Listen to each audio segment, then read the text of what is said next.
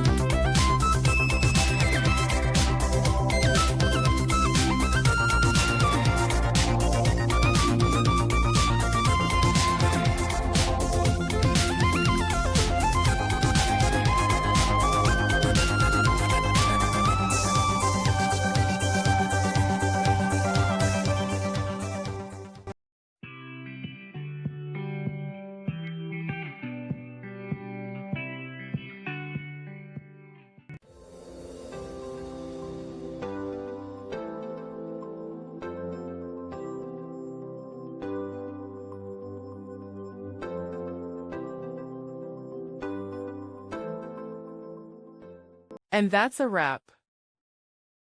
I hope you found the answer you were looking for. If you did, take a second to hit that subscribe button. It really helps out.